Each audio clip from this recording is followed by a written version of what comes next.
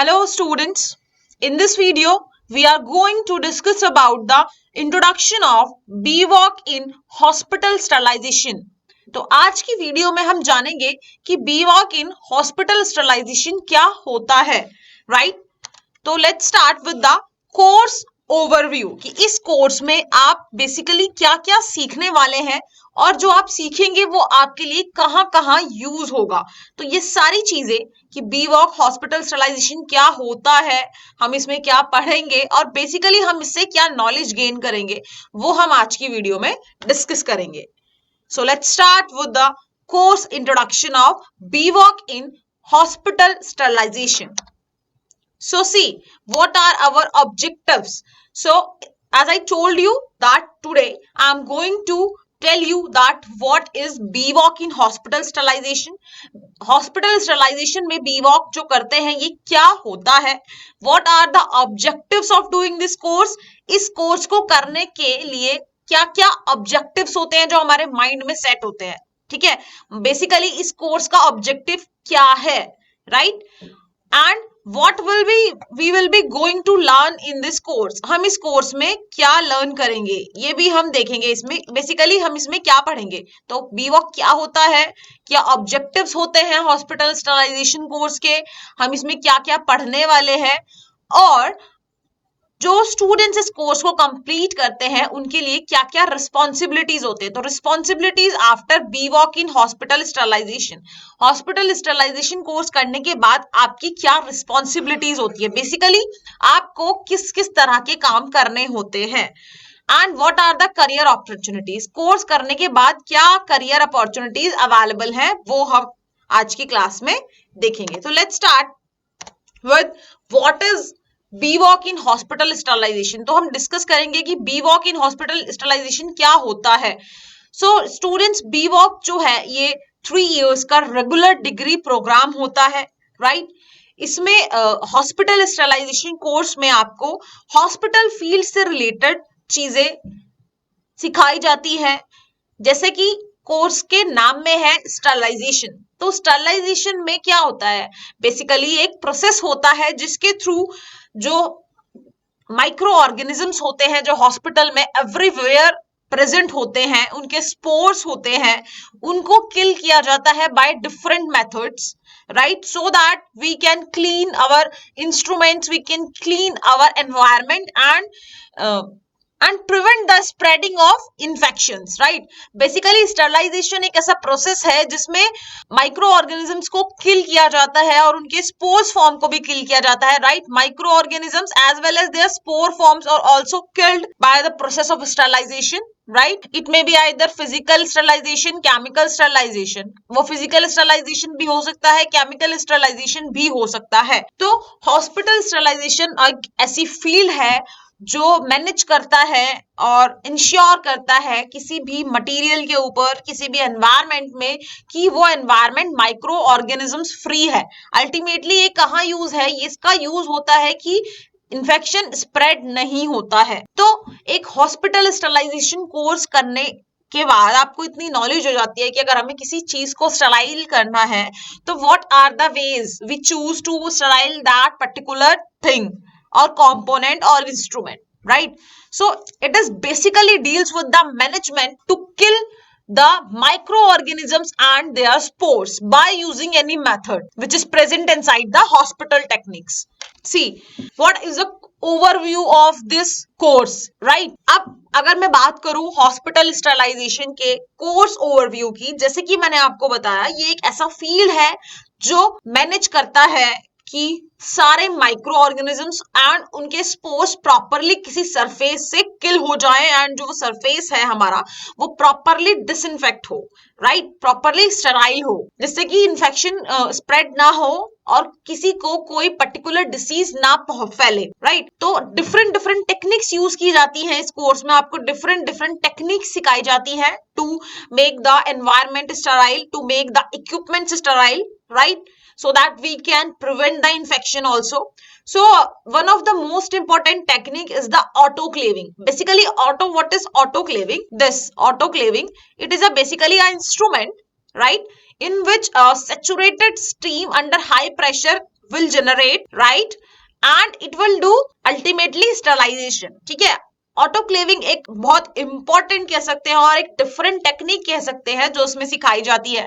ये एक इंस्ट्रूमेंट होता है जिसके अंदर saturated steam under high pressure generate होती है, देन वो एबल होती है किल करने के लिए माइक्रो ऑर्गेनिजम्स को कुछ सरफेसेस पे से। अब वो क्या सरफेसेस होंगे वो आप इस कोर्स में सीखेंगे कि किन किन चीजों के लिए आप ऑटोक्लेविंग प्रोसेस को यूज कर सकते हैं, राइट? एंड कितने टाइप के स्टरलाइजेशन मेथड्स होते हैं, कैसे कैसे हम हीट प्रोवाइड करते हैं, अगर हीट किसी को करते हैं तो कैसे हम उस चीज को क्लीन कर सकते हैं, क्या केमिकल स्टरलाइजेशन होती है, मतलब क्या केमिकल्स हम यूज कर सकते हैं। फॉर एग्जाम्पल थाइलिन गैस कर सकते हैं, हाइड्रोजन पेरोक्साइड गैस कर सकते हैं, कितनी कंसेंट्रेशन में यूज करनी है, कैसे यूज करनी है, क्या प्रोटोकॉल है, वो सारी चीजें आप इस कोर्स में सीखते हैं, राइट? एंड आप इसमें सीएसएसडी के बारे में भी पढ़ेंगे। ये सीएसएसडी के फुल फॉर्म में पहले आपको बता देती हूँ, ये है central clean supply department, right? ये हॉस्पिटल का एक ऐसा डिपार्टमेंट होता है, जितनी भी सप्लाई होती है चीजों की वो इस सेंट्रल क्लीन डिपार्टमेंट के थ्रू होती है। मींस इस डिपार्टमेंट से जो भी चीजें सप्लाई होती है, इट मींस वो प्रॉपरली स्टराइल है, उनमें कोई स्कोप नहीं है कि यहाँ पे माइक्रो ऑर्गेनिजम्स किसी चीज में प्रेजेंट हो। फॉर एग्जाम्पल मैं बात करूं फॉरसेप की, ऑपरेशन थिएटर में फॉरसेप की नीड है, राइट? अब फॉरसेप कहां से आएगा? फॉरसेप हमें ऐसा चाहिए जो स्टराइल हो, जिसमें कोई माइक्रो ऑर्गेनिजम्स ना हो। तो ये कौन इंश्योर करता है? This will ensure the CSSD department, right? ये डिपार्टमेंट इंश्योर करता है कि जो सामान हमारे डिपार्टमेंट से सप्लाई हो रहा है वो प्रॉपर स्टराइल है, उसमें कोई स्कोप नहीं है कि कोई भी माइक्रो ऑर्गेनिज्म प्रेजेंट हो, right? And it also ensures that or allocates that the reproducible, clinical and careful instrument utilized in medical settings are properly sterile, right? So this department, that is the Central Clean Supply Department, it also ensures that all the equipments which are supplied from this department are properly sterile and disinfected. So this course is pointed towards outfitting medical services expert with the information on the standard protocols, complexity and difficulties associated with the CSSD work, right? इस course में आप ये भी जानेंगे कि क्या medical services expert होते हैं, उनको क्या प्रॉपर इंफॉर्मेशन चाहिए होती है, क्या क्या प्रॉपर स्टैंडर्ड प्रोटोकॉल्स फॉलो करने होते हैं, जिससे कि आप इन फ्यूचर और जॉब में आने वाली कॉम्प्लेक्सिटीज और डिफिकल्टीज को अवॉइड कर सके और उनके साथ काम करना सीख सके, राइट? इसमें आपको एक अच्छा एक्सपोजर भी मिलता है, राइट? कि कैसे आपको हॉस्पिटल इंडस्ट्री में काम करना है एंड पेशेंट्स की केयर करते करते कैसे अपने काम को भी आपको करते जाना है, राइट? और ये भी इंश्योर करना है कि जो काम आप कर रहे हैं वो पेशेंट के बेटरमेंट के लिए होगा, ठीक है? उसकी केयर ही हो रही है। So next we will discuss that what are the subjects that you will be read during the course, right? कौन से ऐसे subjects होंगे जो basically और important subjects होंगे जो आपको इस course में cover करने हैं, right? These are not all the subjects but these are the major subjects which you will learn or which you will read or which you will going to study in this course, ठीक है? तो ये सारे subjects नहीं है but ये major subject है जो जिसकी नॉलेज आपको होना बहुत जरूरी है अगर आपने हॉस्पिटल स्टरलाइजेशन कोर्स चूज किया है, राइट? तो ये सारे सब्जेक्ट्स जो है आपको आपके कोर्स में मिलेंगे। तो फर्स्ट हम बात कर लेते हैं जो सब्जेक्ट आप पढ़ेंगे, that is human anatomy and physiology. As you are going to work inside the hospital, आप एक हॉस्पिटल के अंडर काम करने के लायक हो जाते हैं after completing this BVoc in hospital sterilization. So you have to get idea about the anatomy and physiology also, right? क्योंकि आपको एक मेडिकल फील्ड में काम करना है तो आपको ह्यूमन एनाटॉमी एंड फिजियोलॉजी के बारे में पता होना चाहिए। बेसिकली उन पेशेंट्स के बारे में तो पता होना चाहिए जो आपके पास आ रहे हैं, जिनकी आप केयर कर रहे हैं इनडायरेक्टली। तो क्या उनकी बॉडी होती है और एक्चुअली आपकी बॉडी भी क्या होती है, क्या ऑर्गन क्या फंक्शन करता है, राइट? अगर कोई सिस्टम हमारी बॉडी में है तो वो कैसे वर्क करता है, कैसे वो और ऑर्गन्स के साथ कोलैबोरेट करके अपना फंक्शन को फुलफिल करता है। सो In the human anatomy and physiology, basically you will going to study about the organs and their functions which are present inside our body, and also what are the organ systems, what are the different types of the systems present inside the body, and what are the functions of that particular system in our body. All right, so next subject that you will also going to read, that is concepts of CSSD technology 1. As I told you, CSSD is a Center Sterile Services Department, right? So in this course you will also going to read about the concepts, what is CSSD, what are the functions of CSSD department, and how many types of the equipment you will be going to deal in that particular department. So these kinds of the basic concepts you will be going to study in that subject, right? So basic concepts, okay. And next is reporting and documentation in CSSD. See, after sterilizing the equipment and after dealing with the instruments and after ensuring that these instruments are properly sterile or clean, you have to also report or document that particular task, right आपने जो भी CSD technology में सीखा है, जो जो आप task perform करेंगे इस डिपार्टमेंट में, तो आपको उसकी प्रॉपर रिपोर्टेशन और डॉक्यूमेंटेशन भी करनी है, राइट। फॉर एग्जांपल एक फॉसेप है, राइट, तो वो ऑटोक्लेव हो गई है प्रॉपरली, तो आपको उसकी रिपोर्टिंग भी करनी है, आपको उसका डॉक्यूमेंटेशन भी करना है, क्योंकि रिस्पॉन्सिबिलिटी फिर आपकी होगी कि आपने इसको प्रॉपरली हैंडल कर लिया है, आप इस पे प्रॉपरली वर्क कर चुके हैं, right? And also we will be going to read about the fundamentals of microbiology, because as I told you that hospital sterilization is basically deals with the management of microorganisms and their spores, right? So you have to also get the idea about the microorganisms, that what are the microorganisms, right? And what are the different types of our microorganisms, what is the basic morphology of the particular type of microorganisms, and how we are able to kill them. Then only you will be able to perform your duty carefully. Next is infection control in CSSD. As I told you that it is basically deal with the control and management of microorganisms. So there may be chances that in the CSSD department there will be high number of microorganisms, because it deals with the microorganism. जैसे कि मैंने आपको बताया CSSD department एक बहुत major role play करता है micro organisms को रिमूव करने का, किल करने का। तो जब सारी चीजें सीएसएसडी डिपार्टमेंट में पहुंचती हैं तो उनमें एक अच्छा खासा लोड होता है माइक्रो ऑर्गेनिज्म का। तो इन्फेक्शन को कैसे कंट्रोल किया जाता है सीएसएसडी डिपार्टमेंट में, क्या प्रोटोकॉल्स होते हैं, क्या टेक्निक्स फॉलो की जाती है, वो भी आप इसमें सीखेंगे, राइट। क्योंकि जब आप सीएसएसडी डिपार्टमेंट में काम करेंगे तो आपको ये भी इंश्योर करना है कि ना इन्फेक्शन आप किसी को दें और ना ही आपको इन्फेक्शन हो। तो इन्फेक्शन कंट्रोल करने के लिए क्या स्टैंडर्ड्स होते हैं, क्या टेक्निक्स यूज की जाती है, क्या प्रॉपर प्रोटोकॉल्स हैं जो आपको फॉलो करने होते हैं, all these kinds of techniques you will going to read in that subject.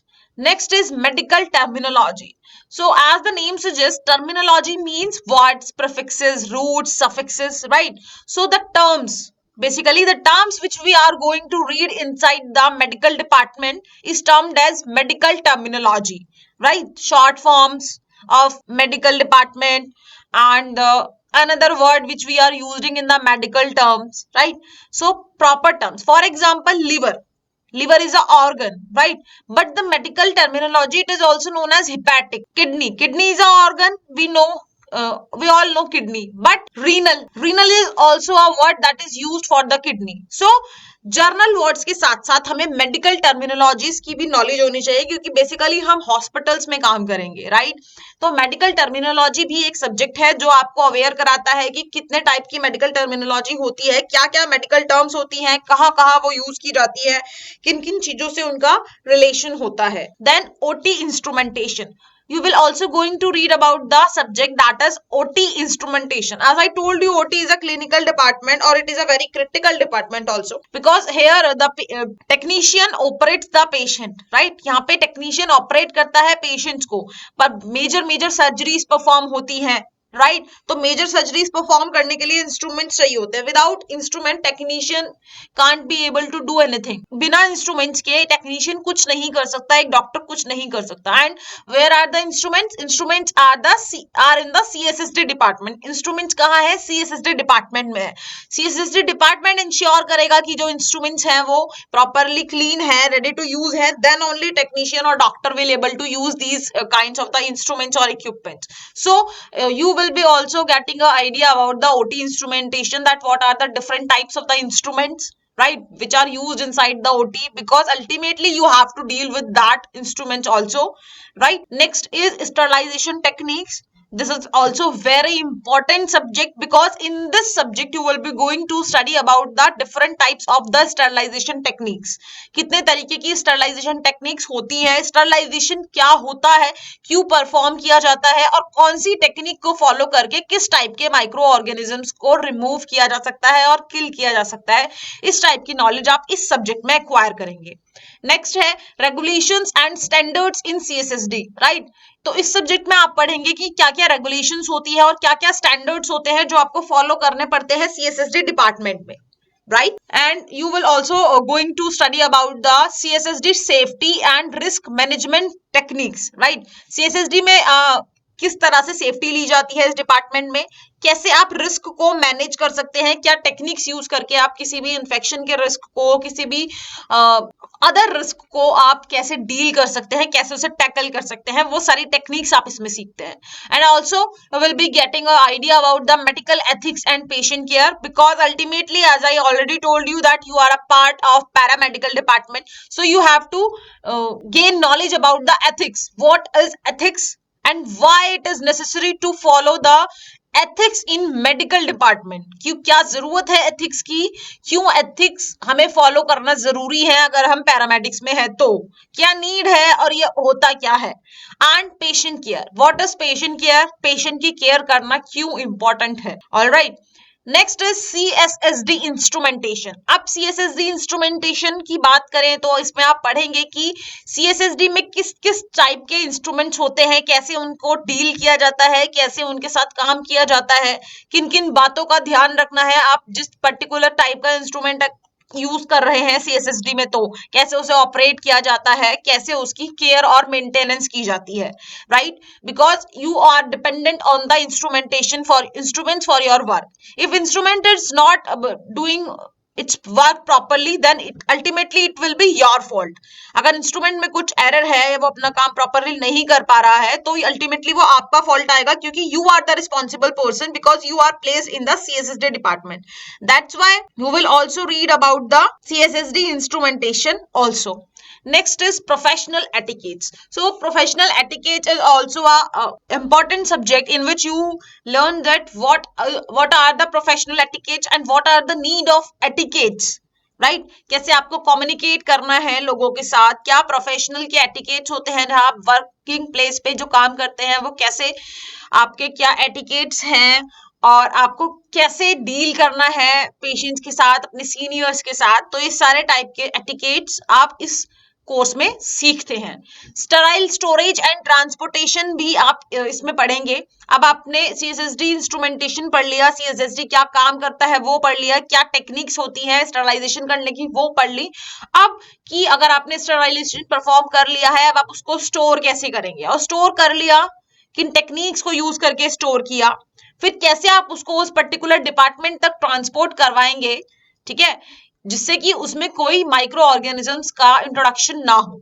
ठीक, क्योंकि अल्टीमेटली रिस्पॉन्सिबिलिटी किसकी हुई, सीएसएसडी टेक्नीशियन की हुई, हॉस्पिटल स्टरलाइजेशन वालों की हुई, कि जब कोई मटेरियल प्रॉपर्ली स्टराइल था तो वो प्रॉपर्ली स्टोर क्यों नहीं हुआ, तो वो प्रॉपर्ली स्टोर करना भी आना चाहिए और उसको ट्रांसपोर्टेशन करना भी आना चाहिए, जिससे भी आप ट्रांसपोर्टेशन कराते हैं. फिर इसमें आप सीखेंगे administration in CSSD. CSSD department का क्या एडमिनिस्ट्रेशन होता है, क्या क्या पोस्ट होती है इसके अंदर, कैसे कैसे किस किस लेवल पे कौन किस टास्क को परफॉर्म करता है. Then communication skills. Communication skills में आप सीखेंगे कि कैसे कम्युनिकेट करना है, ठीक है.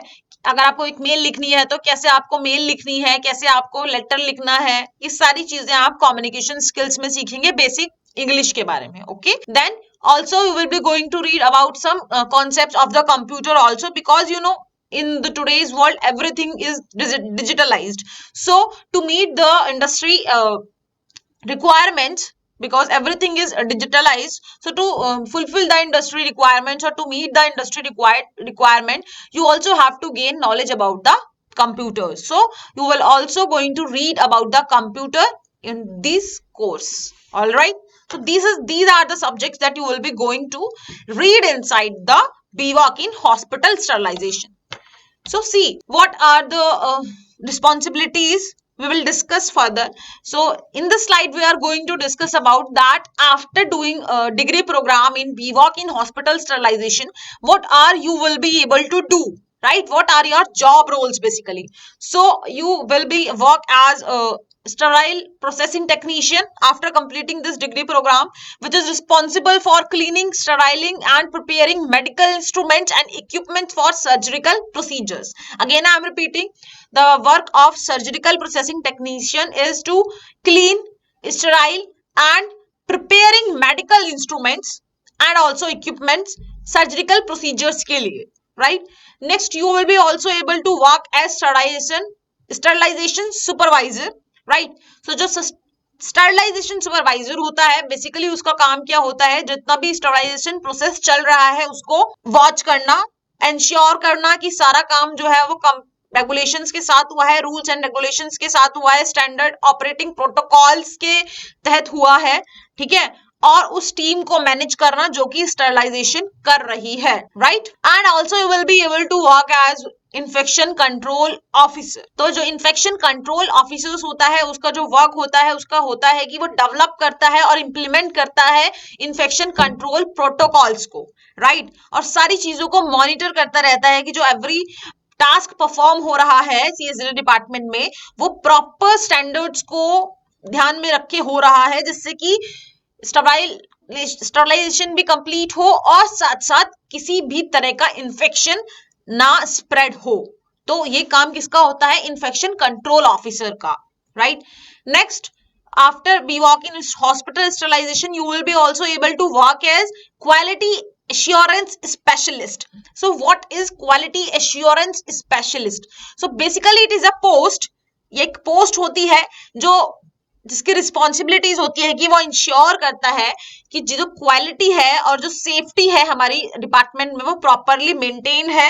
हर तरीके का ऑडिट्स हम फेस कर सकते हैं, ठीक है, इंस्पेक्शंस फेस कर सकते हैं और आप इंस्पेक्शन करने जा सकते हैं और यूनिट्स में, ठीक है, और अपने इनिशिएटिव्स ले सकते हैं, नई नई स्ट्रेटजीज इन्वेंट कर सकते हैं जिससे कि इन्फेक्शन जो कंट्रोल हो पाए, right. If you are good in academics और आपका टीचिंग में इंटरेस्ट अच्छा है, then you also become health educator, health care educator. आप एजुकेटर भी बन सकते हैं और ट्यूटर भी बन सकते हैं, ठीक है.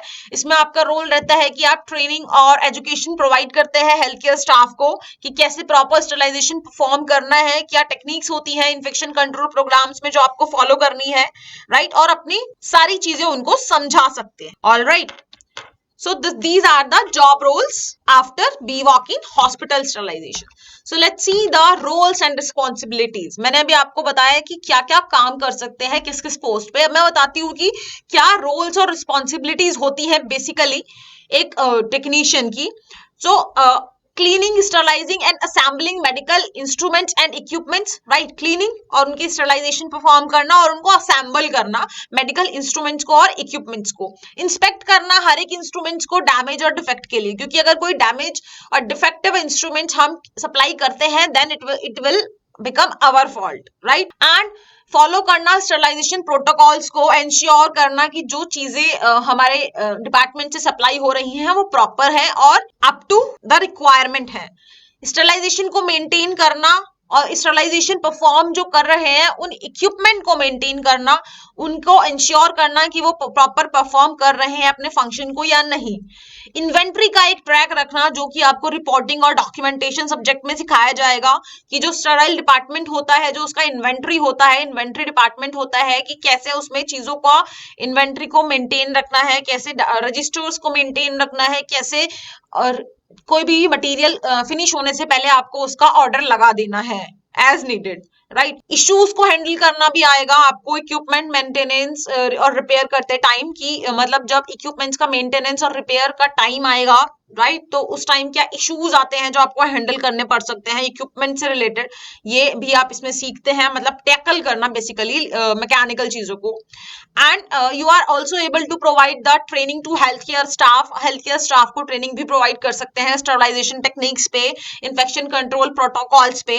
ये आपका रिस्पॉन्सिबिलिटी और रोल होता है अगर आपने ये जॉब चुनी है तो। आपको पार्टिसिपेट भी करना पड़ता है क्वालिटी इंप्रूवमेंट प्रोग्राम्स में, अपने इनिशिएटिव्स भी देने पड़ते हैं, कमिटीज भी बनती हैं जिसमें आपको उनका सुपरवाइज करना पड़ता है। हेल्थ केयर टीम्स के साथ कोलैबोरेट करके आपको इन्फेक्शन कंट्रोल प्रोसीजर्स का ध्यान रखना होता है कि प्रॉपरली पूरे डिपार्टमेंट में, पूरे हॉस्पिटल में इन्फेक्शन कंट्रोल प्रोसीजर्स फॉलो हो रहे हैं या नहीं। So these are the roles and responsibilities of a person who is doing job after BVOC in hospital sterilization, right? So let's see job opportunities after BVOC in hospital sterilization. अब हम discuss करेंगे कि क्या job opportunities available है BVOC programme करने के बाद hospital sterilization में। सो you will be after doing this degree program you will be able to work as sterilization technician, right? You also be able to work as Central Sterile Services Department Technician, that is also known as CSSD Technician, and you also able to work as Sterile Supply Technician and also Sterilization Quality Control Technician, Infection Control Officer, CSSD Supervisor, Sterilization Consultant, and also you will be able to work as research assistant in sterilization technology, right? So these are the some post on which you are able to work, right? These ये सिर्फ total number of post नहीं है, ये कुछ मैंने आपको example दिया है कि ये इस टाइप के पोस्ट जो होते हैं इन पे आप वर्क कर सकते हैं after completing your degree programme, that is BVOC in hospital sterilization, right? So these are the few post, right? तो कुछ examples दिए हैं मैंने आपको post के, there are multiple number of post on which you are apply, so some of them are these post, right? As a sterilization technician, sterile supply technician, infection control officer, sterilization consultant, and so more. So students, it is all about the introduction of BVOC in hospital sterilization course, and in this video I told you that what is hospital sterilization, right? What is BVOC in hospital sterilization, what are the subjects you will be going to read in the course, and what are the roles and responsibilities of a technician, and what are the job opportunities available after hospital sterilization course. So it is all about the course overview of BVOC in hospital sterilization. So I hope these concepts will clear to you. ये सारे concepts आपको clear हो गए होंगे और आपको समझ आ गया होगा कि basically BVOC in hospital sterilization क्या होता है. So thank you students.